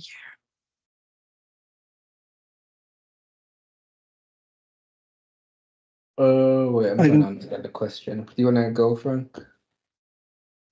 Yeah, I mean, in simple words, we did not go into the same security of supply loop assessment that is considered within the ENTSO-E T1DP, for instance. Here, the idea was really just to look into the difference in the curtailment before and after I need to remember, maybe Dante, you will correct me on that, if we did an assessment, an adequacy assessment beforehand, before actually starting the CBA assessment in the ILM. So yeah, this is one thing that I need to check. Yeah. Yeah, there was a adequacy process run before the models went to the ILM. So at the end of the scenario process, there's an adequacy process, but it's different for per scenario. So the national trend scenario that we're using now for the T1DP would go for a different adequacy assessment to the distributed energy and global ambition. But for this purpose, there was an adequacy assessment done on the electricity sector. There wasn't one done on the hydrogen sector. But yeah, the indicator in terms of energy not served is that we set the vol price in accordance to the constraint that Jean-Marc mentioned, to start thermal generation producing hydrogen. And then what you have to do is you have to post-process the results within the CBA to account for the real price. If you wanted to get the full benefits, but I mean, for now it was a shallow market. So anyway, we'll go into the CBA results later. But yeah, that's how we set the vol. In future, in this T1DP, the vol will be set by the shortage cost within the hydrogen sector. And then this constraint will still be a price constraint, but it will be detached from the vol price, so that you can keep the electrolyzers not using CO2, and you can have a hydrogen shortage price that's reasonable. And then the adequacy level, it is not the same on the gas system as it is on the electricity. So hours, we don't really run the system in hours. We have different things. We have line packs, we have storages. So with the size of the system and the storage availability and the speed of the system, for example, electricity can move at the speed of light, and I think it's the speed of light, and hydrogen is what, like 25 kilometers per hour or something. So there's different dynamics with the hydrogen and the electricity system, which mean that the adequacy level that you mentioned wouldn't necessarily be the same. I don't know. I don't have the answer to what that adequacy level would be for hydrogen. But yeah, that's where we are at the moment. I think we have one more question from Keldroy. Can the approach also be used to evaluate the fluctuation of regional wind power in terms of price and show the advantages of the interaction of several EU H2 import corridors? Sorry, could you ask that one more time? The question is, which approach does he mean? And he said, so the question is it from Yelena? No, Keldroy on the chat, not on the Okay, question and answer. Yeah, I asked, but yeah, please, if you can put your questions in the Q&A, that helps us. So can the approach also be used to evaluate fluctuations of regional wind power in terms of price and show the advantages of the interaction of several EU H2 import corridors? So this looks, fluctuation of regional wind power is a feature of the model in any case. So it, they're variable supply, so they're non-dispatchable. But if you're talking then about more of an intraday where you have a prediction and then that prediction fluctuates based on more recent information, it's not something that we would be looking at. It wouldn't be in the scope of the T1DP, at least for now. But an interlinked model or integrated model itself, it would basically then also come up with the best import volumes, would then also outweigh optimal generation portfolios in terms of the optimal dispatch. So I would say in the end you can capture such on the day ahead level for sure. Yeah. We as I say, we have the fluctuating profiles, but I guess it's how we interpret the question. But yeah, no, that's completely correct. And yeah. Anyway, I hope that answers the questions. Were there any additional? Not currently. Not currently. Okay. For this brilliant. session. All right, then thanks for that, guys. So so let's continue. Do we have a next session or do we? Yeah, okay, please go ahead, continue, Frank.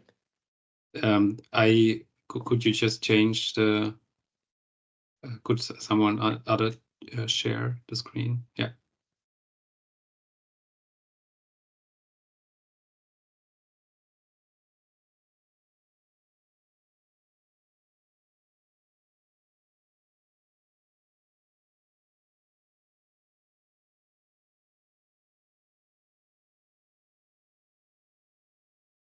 Sorry, I was muted. You should be able to see my screen, right? Yep, I can see it. Okay, perfect. So here we'll go rapidly through some CBA assessment results that we have done for power lines, electrolyzers some electrolyzers projects and some hydrogen pipelines. So maybe first of all, these results should not be seen as like informative result. It was some test result assessing mainly different borders and looking into how some infrastructure in some borders could bring benefit to the whole of Europe. So here we can start then with some assessment that were done for some power transmission projects across a couple of borders across Europe. So here on the left, you have the benefit, which is shown in the total cost savings approach. And on the right, you have the social economic welfare benefit approach. So side note to this, of course, as mentioned by Philip before, when we are looking into the into the social economic welfare decomposition and the total cost saving information, both information match perfectly when we have an inelastic demand and when moving from one let's say from one grade to another, we only have a change in the project infrastructure itself, and nothing else changing in the model topology and input. We should have matching information, and this is what we also observed in our assessment. Once again, then proving the concept of this new social economic welfare with integration of cross-sectoral rents, and enabling us to make some nice assessment here as I will be presenting. So like I said, on the left side here, so the total cost saving in general here, of course, we made the assessment in two tools, Plexus first and then also Antares. And here, so lighter green is Plexus, darker green is Antares. We see let's say nice alignment between the different tools, with some deviations generally in the UK, where there were some adequacy consideration here that needed to be updated. But in general here, nice alignment between the two tools, but also actually with the T1NDP study team results from the previous cycle then. So from T1NDP, so we try to also let's say, make some assessment in different borders with some actual capacity of some projects without naming the projects here, but by checking here with the T1NDP study team from ENTSO-E, the results from the T1NDP study team from ENTSO-E, we also see nice alignment and most importantly, the same trend in terms of the results obtained. So this is a nice information to have, as it proves also the, let's say, the quality of the model so far in this regard. And therefore on the right hand side here we see the social economic welfare, which was basically the same assessment, but there then this let's say assessment allows us to cluster also the benefit within a certain area, and therefore here we see the benefit for the EU27 area here in dark green versus the benefit for the full study area in lighter green, as you can see here. And so in general, it seems that most of the benefits are actually lying within the EU27 area. And for some other projects, as we can see here in Czech Republic, Germany, and Germany-Poland border, or Austria-German border, we actually have a higher benefit in the EU27 area compared to the full study area, meaning that actually the EU is mainly benefiting while the non-EU member states may be actually losing social economic welfare through the implementation of the project. Of course, here to be taken lightly, because some countries are winning, some countries are losing. It's always like that. But in general, here for the EU27, it's supposed to be a higher benefit. For some other projects, though, like here in Ireland to UK and we see a smaller benefit for the EU27 area, but a larger benefit for the UK. I mean for the third country here, which is essentially the UK then, because of course the implementation of the project was solving a lot of let's say, like I said, adequacy issue in the model. So that's and this project in specific was a tooth project, meaning that it was already part of the reference grid. So the adequacy issue was not let's say impacting the results of the other projects assessment. Important to note. And so here we can look into that social economic welfare, then split into different components. So briefly saying what again on what Philip said. So we have social economic welfare, which is made of several components from the different sectors considered. On the right hand side, we have the producer, consumer, and congestion rent in the electricity sector. Similar thing for the hygiene sector. And then we also have this new component called the cross-sectoral rent, which is basically the linking point between the two sectors. Here, essentially, the electrolyzers then. And therefore, we consider the implementation of the different projects, of the different transmission infrastructure projects in the electricity system, mainly bring benefit to the electricity sector. So high level of magnitudes of value above 50, to even reaching 200 to 300 million euros of benefit annually for some of those projects. While in the hygiene system, it's a bit more of a mixed picture. So roughly half of the projects are actually increasing the social economic welfare also in the hygiene system. Once again, it's hinting that effect of more market opportunities and more potential for just increasing the consumer surplus very likely in the hygiene system. By making use of, let's say, cheaper available resources, such as the hygiene from renewable energy sources through the electrolyzers. But in terms of order of magnitude here, we see a clear difference compared to the electricity sector, where we would have values ranging from, let's say, -40 here to around 20 million per year in positive value of social economic welfare changes. And similar thing here for the cross-sectoral rent. We see some projects bringing, let's say, additional cross-sectoral rent benefits to the system, while some others are decreasing. Decreasing could not necessarily be a bad thing. I mean, as the cross-sectoral rent itself is essentially defined as it basically stems from the difference in prices between the two sectors, meaning that if the two sectors get closer in pricing, then generally it could lead to actually some less cross-sectoral rent. Or if there's just maybe less flows, it could also lead to less cross-sectoral rent. Different mix of these two as well could also lead to some different pictures of cross-sectoral rent. Reason why as again will be mentioned in the recommendation, we generally tend to prefer to show the information just combining everything, because showing the let's say the assessment that social economic welfare just in the electricity sector for, let's say, for instance, the Bulgarian Romanian projects would not tell the whole picture, as for instance here we also have some additional benefits for the hydrogen system, which is then left on the table, and maybe this is then left on the table, and could potentially, yes, not help us looking into the overall benefit brought by this by the project as a whole to the system. And so if we move on then to the results here in some other indicators such as the res integration and the CO2 emission variation. In general here, at least we have, I would say, similar trends between the two tools, between Plexus and Paris simulation. So yes, for most projects here, once again, besides the UK linking projects, we have a nice alignment between the different tools.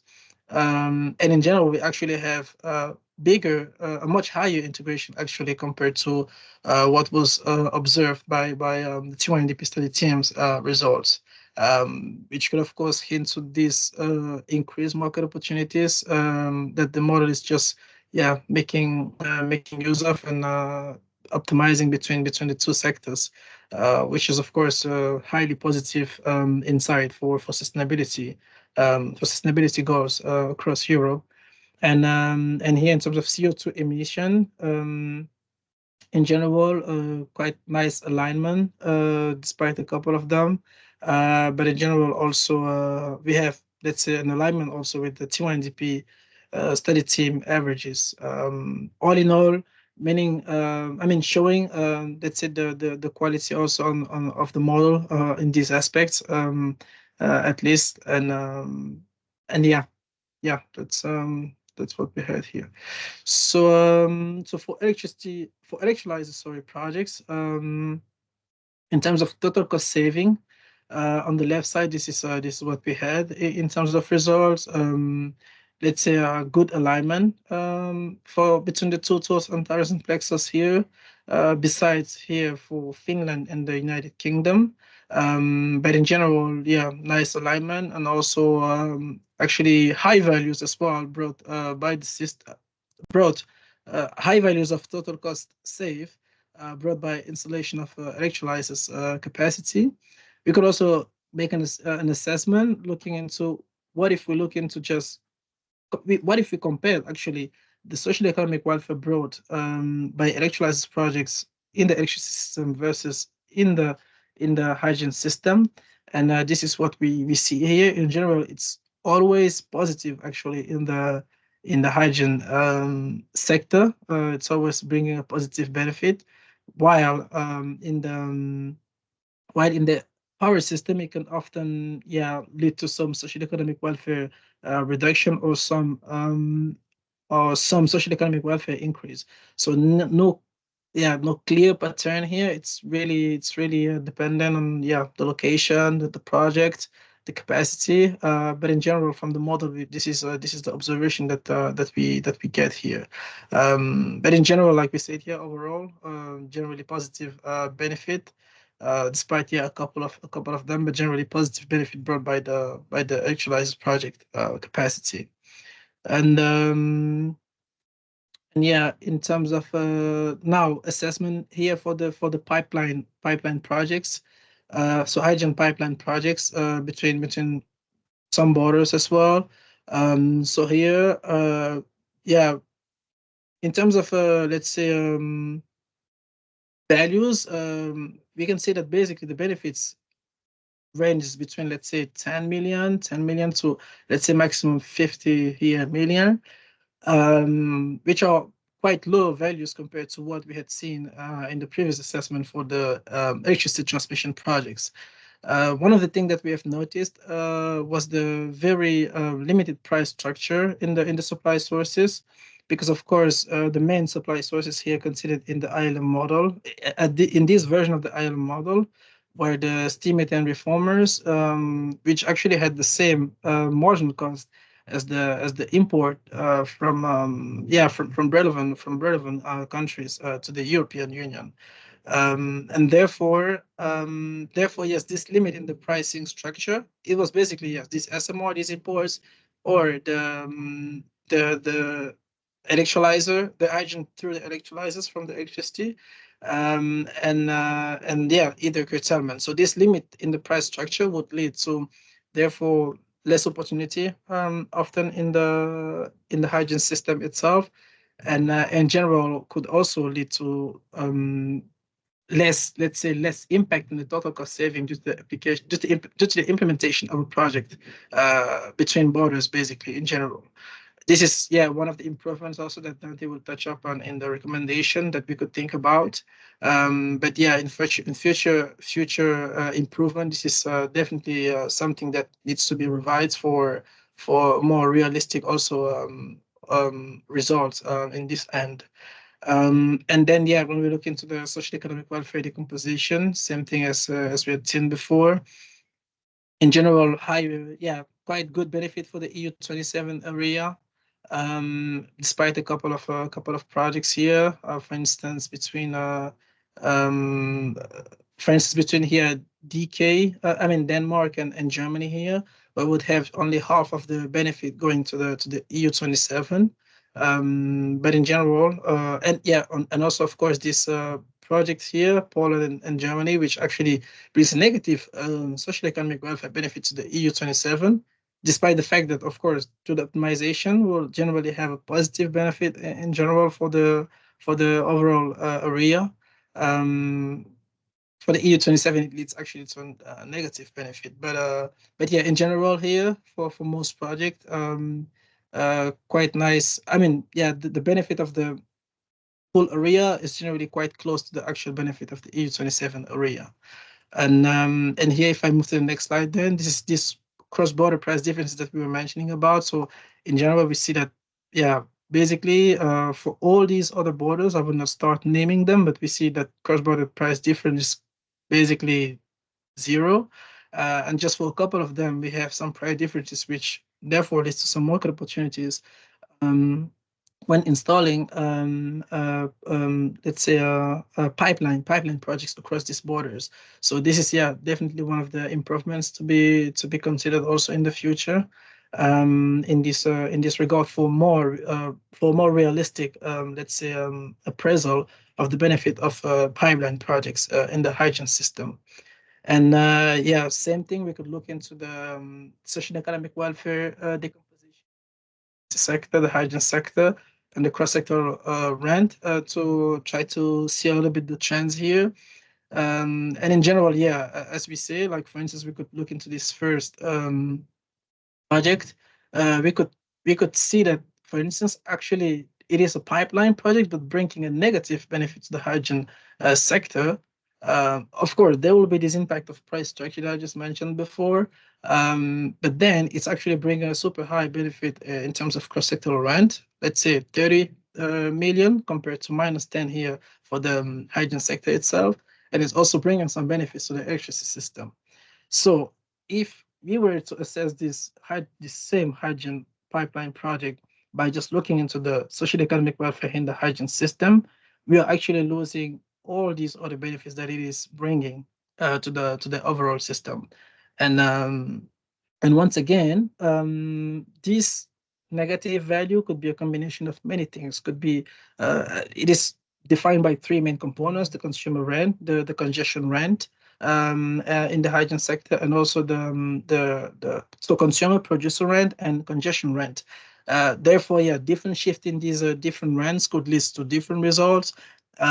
Generally, then, yeah, leading us to mainly recommend to look into the benefit for the overall system, which indeed, if we just look back in the previous slide, was actually then quite positive. So yes, that would be it, I believe, here for the couple of results here that we had prepared. So I'm not sure if there are any questions. Axel, do we see anything? Yeah, currently we have only one question from Samuel Jack. Which CBA result eventually will officially be used as input for European Commission PCI process? And do these results have any official use? Well, Yeah. Frank, Yeah, please yeah. go ahead. Yeah, go ahead. You can take. Yeah, okay. Yeah, so maybe the first disclaimer that I gave just before the presentation is indeed that these results are not for official use. It was used for testing the model and for testing the alignment between, testing the alignment between the model and testing the methodologies as well and developing the methodologies. Methodologies which now, as mentioned by, for instance, for the social economic welfare, as mentioned by Philip, is only in application on ENTSO-E side and also on ENTSO-E side. And it's only the values of this assessment in these differences in these TYNDPs of the two associations that will be used for the official PCI process. So far, we haven't yet. So I mean, this is a different work stream. Then we haven't yet discussed on ENTSO-E side which one exactly should be shared for the PCI. But as we are recommending here in the task force ILM, we believe that it should be the overall system consideration when we are speaking about common indicators. We believe that it should be the overall system value that should be communicated for the PCI process. But I don't know, Dante, if you want to add a word on that aspect. No, I would agree with you. I would say, yes, it's a test. At the moment, the PCI processes use the models developed within ENTSO-G and ENTSO-E. And what we're presenting here is a progress report of the interlink model. So this is not the final interlink model and not yet suitable for performing CBAs. We just want to bring the stakeholders along with us in the journey and see if we're going wrong in any parts and how we can improve for the final model. And then, as Frank says, we need to then discuss in what capacity it will be used, as we have multiple processes within ENTSO-G and ENTSO-E. So we'll have to figure that out. And there'll probably be something in regulation. So yeah, but for now, at least for this TYNDP 2024, I don't know if it will be used for the 2026 either. We'll have to see on how mature it is. Maybe, but let's see.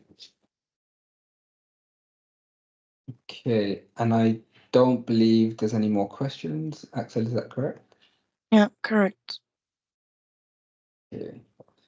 Okay, so I will then move on to the last part of the session, and we should be able to finish on time today, which I pride myself on being able to do sometimes. Okay, so the last is just some recommendations and I guess next steps. So from what you've seen today, we already give some preliminary recommendations for how we can use the concepts from this model within the TYNDP process. So we've labeled on the fact that we don't use these models in the process. We use the concepts of the model. We use the approaches.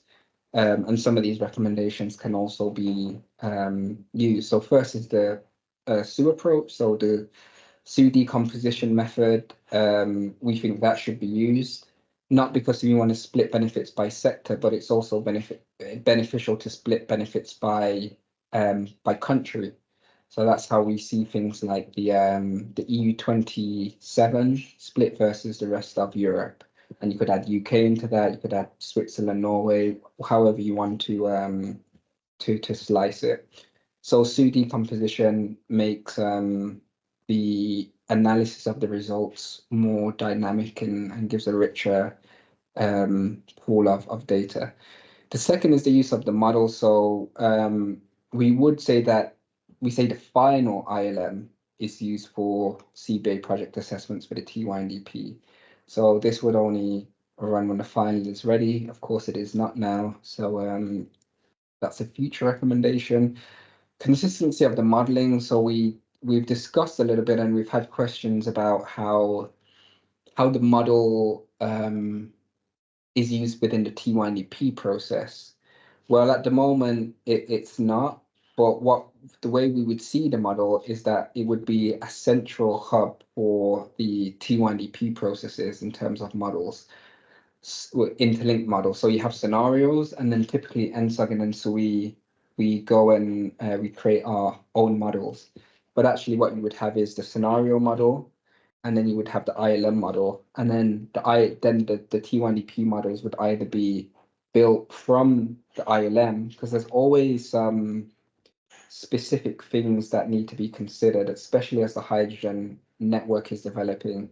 But there should be always a bidirectional connection between the ENTSO-E ENTSO model and the ILM model, so it can be kind of seen as a central model for the well, you'll have NO as well. So consistency of modeling, and then the price structure for the hydrogen market. Essentially, it's too flat. There's only 3 potential prices: green, pink, or blue SMR / import. So 3 prices, which basically means you have a completely flat merit, and there's not very many price differences between borders. So in the scenarios, this has already been considered, and there's a much wider range from, yeah, you still have the typical ones, green and pink and hydrogen, but you also have gray, and then you have blue, and then you have blue imports, and then you have green imports, and then you have ammonia imports, and then you have each electrolyzer has a VO&M cost, so that price varies as well. So yeah, the price structure is already being dealt with, and this should be a lot of these things, as I say, are already carried into the 2024 cycles where appropriate for each association. And then in conclusion, so we can say significant progress has been made. If we go back, we started 2016, the first scenario, then we had the expansion model. No, then we had the Artelis study on interlinked. Then we had the scenarios that started interlinking the electricity and hydrogen. Then we have where we are now with the interlink model, where we take that scenario and say, how does that convert to a TYNDP model? And then the next will be basically the amalgamation of all those things before. So effects of electrolyzer dispatch on projects, we need to explore that a little bit more, particularly the CO2 effects. Recommendations should be carried forward to the next stages of the ILM. Also, findings from scenarios are carried forward to the next. So you have scenarios, ILM, and TYNDP at the moment in parallel. That pass back into scenarios, that pass back into ILM, TYNDP, but eventually ILM and TYNDP, the models should merge in the way that I said, and then each individual sectors will use the models in the way that they need to. We'll have our own models and we'll develop our own models, but we can use the principles of the ILM model or use the ILM model, since we do find rich findings. So that is the end of the presentation. I don't know if there are any other questions. Axel, did we have? I'll leave it on this slide. The only question we have is about the time to develop the ELM model. What did it take so much time to develop the ELM model if the ENTSO scenario based on, which is assumed it was developed, were already ready 2 years ago, and they seem were already including the same sectorial information? Also, what it makes the model being called interlinked? But the project is called interlinked. The interlinked model. That's the project. This is the progress of the interlinked model project. So it's just this. Yeah, it's the project, and we're developing a model. The reason that it takes long is because the frameworks are completely different between the scenarios and the TYNDP. So even if you don't have the interlinked model, you still need to build a TYNDP models, and you can't just take the scenario models and have a TYNDP model in a month. You need to take the scenario models, then you need to refine it to what it needs to be. You need to update it. You need to get the latest information. You need to test the model. ENTSO-E, for example, test it over many tools, up to 6 tools they tested over. In the ENTSO models, we have 2 models, dual hydrogen and electricity and dual gas model, that need to be aligned. That's just for the TYNDP, where we have 15 years of experience doing it. This model we started a year ago, 2 years ago. So the things that they're looking at in scenario are not the same things that we're looking at in the interlink model. The objectives are different. So you have to develop the model appropriately to make it fit for purpose for what its purpose is. And again, the purposes of the scenarios and the T1EP models are different. So we have to explore these things. Jean-Marc took you through some of the topics that we explore to understand what is the most, what is the best way to use the models. And we find bugs, we find errors, and we have to fix them. And then we need to, at the moment, we tested with electricity, hydrogen pipelines and electrolyzers, but we'll need to do hydro storages, we'll need to do hydrogen storages, we'll need to do hybrid projects. So basically the answer is it takes a long time to develop a model, especially when even if you have a starting point, it still takes a long time. Yes.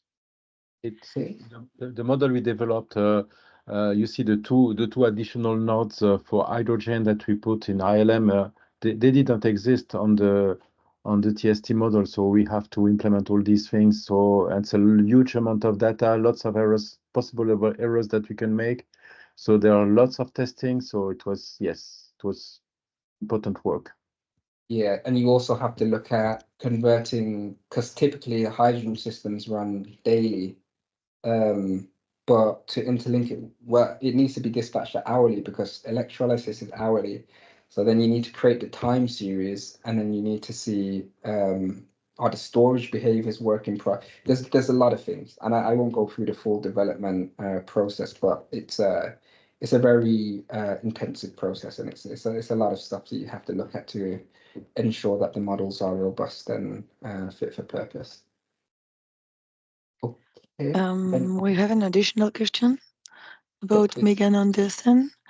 Can you explain more about your last conclusion on the methane system being included in the ELM? Well, it's not so much that it basically it's required in the 10E. It says that the old one said by the 24th of June that we have to submit these documents to ACER and the European Commission, and it mentions, I'm reading, that it should include electricity, gas, hydrogen transmission, storage facilities, liquefied natural gas, and electrolyzer, covering energy infrastructure policy corridors. So it comes from regulation that we have to do this. So yeah, that's the reason that we're doing it. But in any case, it's a very useful thing to do. So for example, if you need to look at a adequacy case such as Dunkelflaute, you need to look at you have the methane system. There's no wind, there's no solar, it's cold, it's heating demand. So no wind to supply the electricity sector, no renewables to supply the electricity sector, no renewables to supply electrolyzers. That means the hydrogen system relies on SMR and the electricity system. The next thing will be gas, and then it'll go up. So that gas, that methane, will serve two purposes, but the methane system's becoming smaller and deconstructed. So where you had very much a highly flexible gas system, the energy transition calls for additional modeling to see what's the effect of decommissioning pipelines and Dunkelflaute cases and things like this. So yeah, that's one of the reasons that we also need to consider the methane system. I think we have no more questions currently. No more questions. Okay, so thank you very much, Axel, for taking care of the questions and leading those for us. Axel will be working on integrating the methane system into the interlink model. So she will play an important role on the team. She's working with me and ENTSO. Okay, so I think in that case, if there's no further questions, then we can close the webinar there.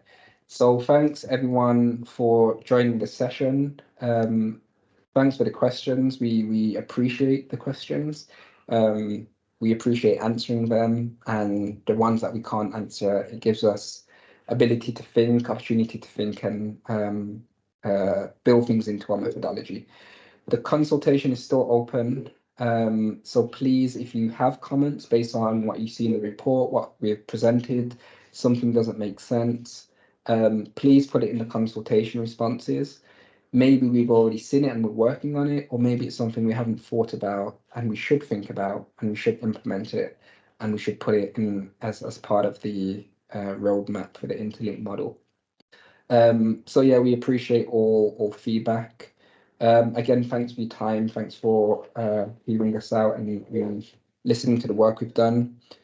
We can close there. And yeah, if you have any further questions, by the way, you can ask any of the presenters on LinkedIn, by email. We didn't have our emails, but you can find us on LinkedIn. So Dante Powell, Frank Diawagin, Philip Fortenbacher, and Jean-Marc Benin. Mainly it's going to be Frank and Philip looking at the kind of CVA indicators. So they did most of the groundwork for that.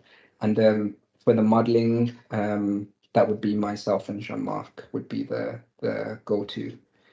But okay, let's close there. So thanks again. Have a great evening, guys, and hopefully we'll be in contact soon with more advancements. Bye, everyone.